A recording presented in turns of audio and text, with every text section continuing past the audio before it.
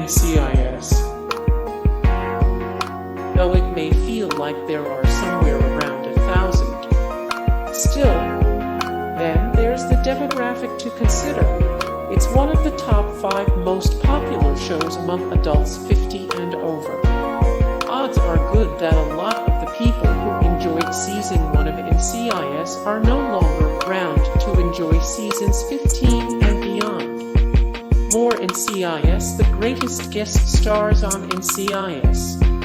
Ranked 23 of 129, the best shows currently on the air. 13 of 93, the best current dramatic TV shows. American Idol. American Idol emerged as one of the first-generation reality shows. When it debuted in America on June 11, 2002, it was an immediate hit, but it utterly exploded in its second season, jumping from 9.85 million viewers of the series premiere to 26.5 million viewers on the season 2 premiere. For the next few years, Idol destroyed the ratings, peaking in seasons 5 and 6, with over 35 million viewers for the premiere of each season.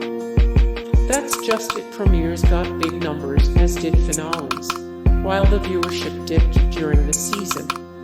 The trend line continued downward after season 6, till Idol's 15th and final season on Fox at least snagged less than 11 million viewers for the premiere and under 10 million on the final performance. More American Idol. The best American Idol contestants ever. 69 of 195, the dumbest reality shows of all time. 166 of 166, the best TV shows returning in 2020. The Simpsons. The Simpsons premiered in 1989. In its first season, the show averaged 27.8 million viewers per episode, and today still pulls in around 4 million. That's surprisingly high considering the animated show has 29 seasons under its belt, but clearly not as many people are watching. What's more, its largest viewing audience is adults between 18 and 49, which means if you started watching from the beginning, you only have a 2-year window to have been inside that demographic for the show's entire run. In short, the likelihood that you've watched over 600 episodes of a guy saying dough is infinitesimal. Or The Simpsons. The best Simpsons characters of all time. 6 of 690, the best cartoons of all time. 59 of 242, the best Saturday morning cartoons for mid-80s, 90s kids. Law and Order. If you've somehow seen all 456 episodes of the original Law and Order's 20 seasons, you've dedicated 19 full days of your life to watching that show. That is, in and of itself, quite unlikely. Now, there are a total of 6 series under the Law and Order umbrella, the other 5 totaling well over 600 episodes. 2 of those series were cancelled after a single season. Law and Order, Trial by Jury, and Law and Order, LA, meaning those shows were not getting viewership, so you likely didn't watch, but even if you did, there's simply no way you've seen all 1,000 plus episodes of the entire franchise without missing one here or there. More Law and Order. All the detectives from Law and Order, ranked 127 of 295, the best duos of all time. 47 of 389 TV shows that only smart people appreciate. Doctor Who. Doctor Who has been on TV for over half a century. The series began in 1963, running until 1989, eventually returning in 2005 with no end in sight. A TV movie in 1996 filled the void in between the old and new series. Doctor Who has always been a family show, but even someone who was was 10 years old when the series started would now be a senior citizen. With the average life expectancy of the US and UK right around 80 years, there's a good chance that anyone who started watching the series as an adult is dead. But consider that 10-year-old in 1963, their beloved show ended in 1989 after a remarkable 26-year run. That person was now 36 years old and probably ready to move on with their life. But 16 years later, the doctor returned. This person is now 52. Their priorities have changed drastically.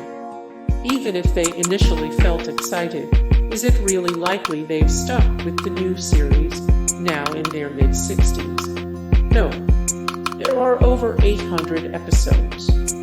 More Doctor Who. The most messed up things the Doctor has done on Doctor Who. 49 of 249. The best BBC One shows. 23 of 74. Sci-fi shows you should be watching now.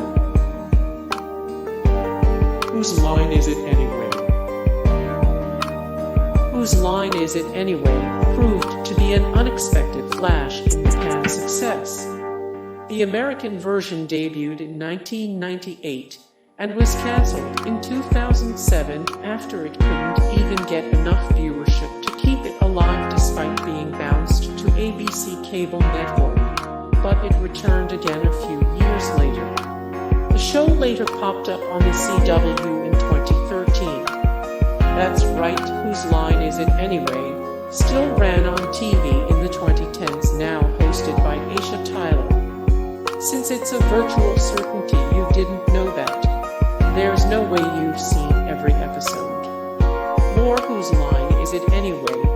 12 of 447. The funniest TV shows of all time. 126 of 263.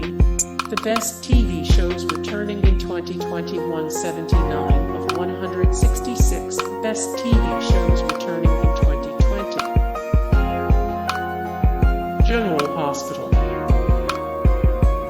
General Hospital debuted in April 1963. The largest demographic of GH viewers are women ages 25-54. Even if you quite generously take 25-year-olds as the largest contributors to this demographic. Besides, who can follow those daytime soap plotlines over 13,000 plus episodes? More General Hospital. The best General Hospital characters. 199 of 241. The greatest TV shows for women. 211 of 253. The best TV shows streaming on Hulu. Survivor. Survivor was a pioneer of reality TV.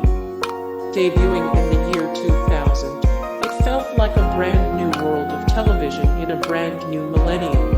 There was a certain magic and mystique to the whole thing. But 520 plus episodes and 35 seasons later, the mystique is gone. Granted, 35 seasons sounds more impressive than it is, as there are obviously multiple seasons per year. There have been so many spin-offs and contrived offshoots that you'd have to be insane to even want to watch the entire series. More Survivor. The best Survivor contestants that ever played real Survivor. Game changers you would have liked to see play instead. 84 of 129. The best shows currently on the air. Power Rangers.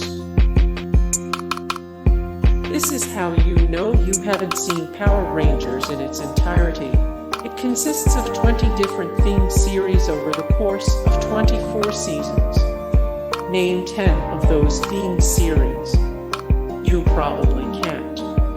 The world has come a long way since Mighty Morphin Power Rangers in 1993, and you haven't even jumped into Power Rangers Dino Thunder, Power Rangers Mystic Force, and Power Rangers Beast Morphers. Unlike some action shows you loved as kids, Power Rangers just doesn't have the same lasting appeal. It's simply too cheesy to appreciate into adulthood. More Power Rangers. 15 weird facts about Power Rangers that you never knew as a kid. 61 of 146 the most annoying kids shows of all time. 263 of 299 the best sci-fi television series of all time. Lassie.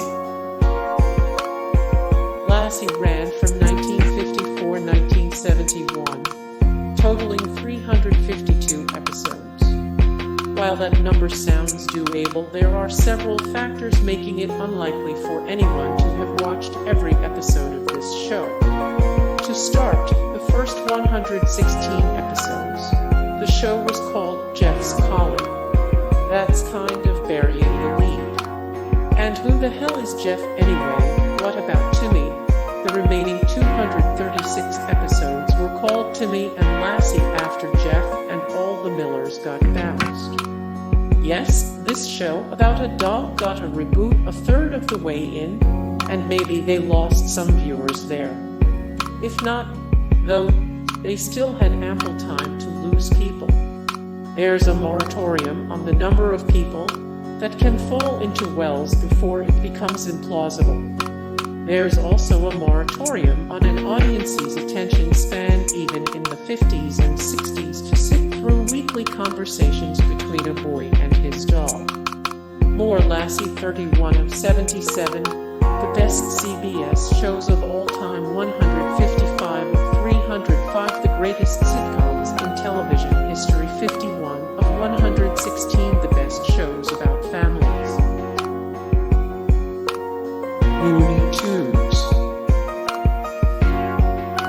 Looney Tunes. Saturday Night Live. Saturday Night Live. Hey guys, thank you so much for the support and likes and comments down below, and also thank you so much for watching, and I look forward to see you in the next video. Then take care, bye.